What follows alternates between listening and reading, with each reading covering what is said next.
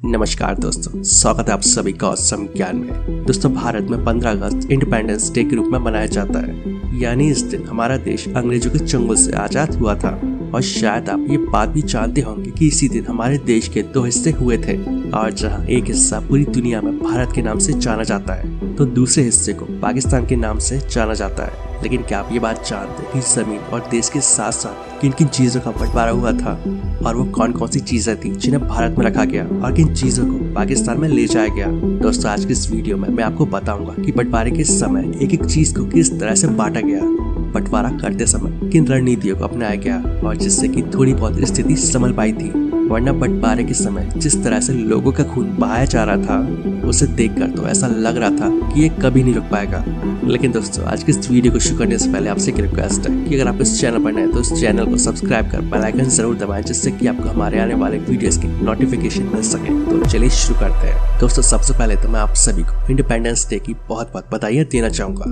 3 जून 1947 यही वो दिन था जिस दिन मोहम्मद अली जिन्ना का पाकिस्तान बनाने का सपना पूरा हुआ था, क्योंकि इसी दिन ये डिसाइड हुआ था कि 15 अगस्त 1947 को देश को आज़ादी मिल जाएगी, और आज़ादी मिलने के साथ ही भारत और पाकिस्तान का बंटवारा भी कर दिया जाएगा।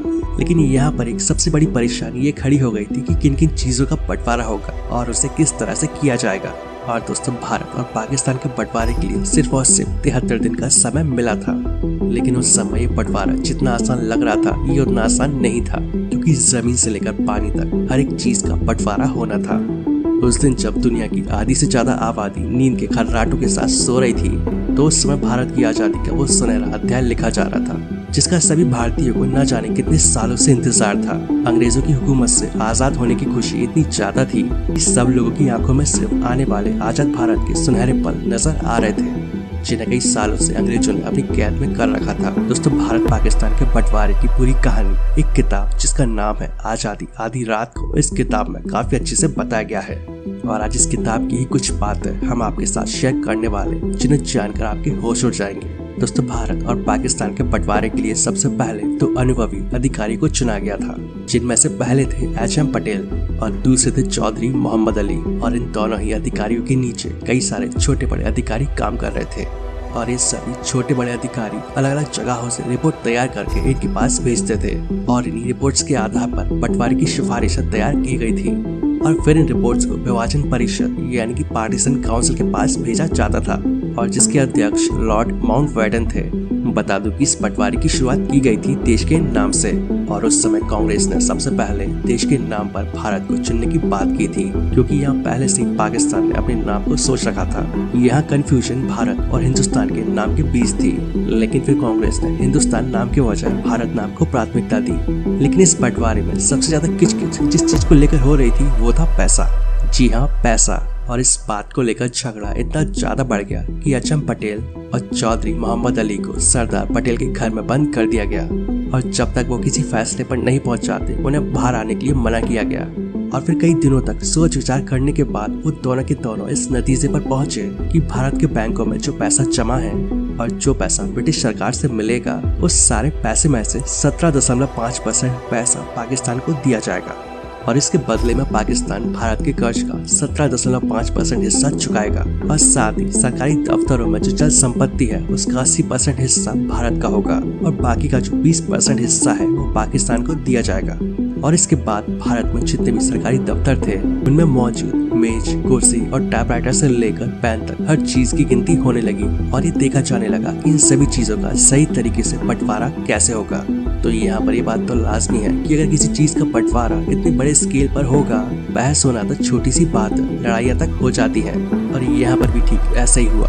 कई सारे लोगों का खून ये कहते कहते ही बह गया कि ये मेरा है, ये मेरा है।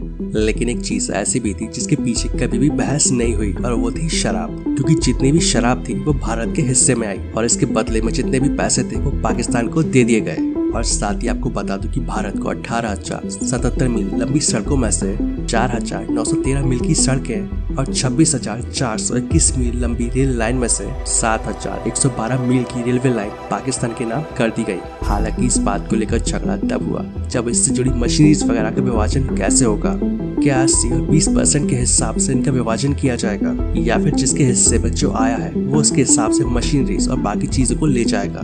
दोस्तों वैसे तो बंटवारा किताबों का भी हुआ था। लाइब्रेरी में जो पुस्तकें रखी हुई थी उन्हें लेकर दोनों देशों में बहस छिड़ गई और यहाँ पर किताबों को कुछ ऐसे बांटा गया कि पहला खंड भारत का होगा तो दूसरा पाकिस्तान का और फिर तीसरा खंड फिर से भारत को दे दिया गया और ये तरीका इसी तरह से चलता रहा। हालांकि दोस्तों बंटवारे की इस प्रक्रिया से एक चीज को बिल्कुल बाहर रखा गया और वो था भारत का गुप्तचर विभाग, क्योंकि यहाँ पर पहले ही भारत ने कह दिया था कि हर एक चीज का बंटवारा सह लिया जाएगा, लेकिन इसका बिल्कुल नहीं और इसके बारे में कोई सोचे भी ना। दोस्तों पाकिस्तान एक नया देश बन चुका था तो जाहिर सी बात है उसकी करेंसी भी होगी, लेकिन बंटवारे के समय भारत में सिर्फ और सिर्फ एक ही प्रिंटिंग प्रेस थी और जिसे भारत ने पाकिस्तान के साथ शेयर करने से मना कर दिया था और इसी चीज की वजह से पाकिस्तान को भारत की करेंसी में अपनी सील लगाकर कुछ समय के लिए चलाना पड़ा था। दोस्तों भारत पाकिस्तान बंटवारे का जुनून कुछ इस तरह से चरम पर था कि कुछ पाकिस्तानी मुसलमान ये तक चाहते थे ताजमहल को छुड़वाकर पाकिस्तान भिजवा दिया जाए और साथ ही यहाँ हिंदुओं की भी ये मांग थी कि कैसे भी सिंधु नदी भारत के नाम हो जाए, क्योंकि ये बात तो हम सभी जानते कि सिंधु नदी ही वो जगह है जिसके तट पर बैठकर वेद लिखे गए थे और ऐसे में भारतीय सिंधु नदी को पाकिस्तान के साथ बढ़ता हुआ देखना नहीं चाहते थे। दोस्तों सबसे ज्यादा नाटक हुआ वाइसराय के अस्तबल के विभाजन में। इस अस्तबल में 12 घोड़ा गाड़ियां थी और जिसमें सोने चांदी की तरह तरह की सजावट हो रखी थी और ये जो गाड़ियां थी इनमें वाइसराय और उनके मेहमानों को दिल्ली की सैर कराई जाती थी। लेकिन इनमें से जो 6 गाड़ियां थी उनकी सजावट थी सुनहरी और जो बाकी की 6 गाड़ियां थी उनकी सजावट थी रुपैली और उस समय इन 6 गाड़ियों के जोड़ों को तोड़ना भी सही नहीं था और इस वजह से विभाजन के समय एक सिक्का उछालकर ये तय करने की कोशिश की गई कि किसके हिस्से में सुनहरी गाड़ी आएंगी और किसके में रुपैली। लेकिन जब वो सिक्का उछलकर नीचे गिरा तो भारत के अफसरों के चेहरों पर खुशियां थी, क्योंकि जो सुनहरी गाड़ियां थी वो भारत के हिस्से में आ चुकी थी। लेकिन यहाँ भी एक और दिल पसीज देने वाला बंटवारा होना बाकी था, जहाँ पर भारतीय सेना में काम करने वाले मुसलमानों, हिंदू और सिखों को यह तय करना था कि वो पाकिस्तान की सेना में जाएंगे या फिर वो अपने देश, अपनी मातृभूमि के साथ खड़े रहेंगे। वैसे यहाँ हिंदू और सिखों के लिए कोई दिक्कत तो थी ही नहीं, लेकिन उन मुसलमानों को काफी परेशानी हुई जिन्हें अपना मुल्क छोड़कर किसी दूसरे देश में जाना पड़ रहा था और यहाँ पर कुछ मुसलमानों ने अपने देश की मातृभूमि के लिए लड़ना ही सही समझा।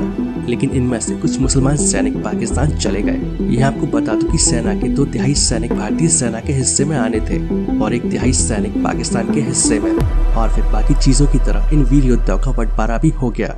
दोस्तों बंटवारा बेहद दर्द भरी कहानी लेकर आया था और जब इस कहानी को आज भी सुना जाता है तब भी लोगों की आंखों में आंसू आ जाते हैं। इस बंटवारे में लाखों करोड़ों लोग अपना घर छोड़ने को मजबूर हो गए थे। वैसे दोस्तों आप सभी इस बारे में क्या सोचते हैं? क्या ये बंटवारा सही था या फिर गलत? तो मैं आशा करता हूँ आप सभी को ये वीडियो पसंद आया होगा। वीडियो अच्छा लगे तो वीडियो को प्लीज लाइक एंड शेयर जरूर करें और ऐसी इन्फॉर्मेटिव वीडियोस आगे भी देखने के लिए इस चैनल को सब्सक्राइब कर लें। तो मिलते हैं नेक्स्ट वीडियो में। जय हिंद, जय भारत, वंदे मातरम।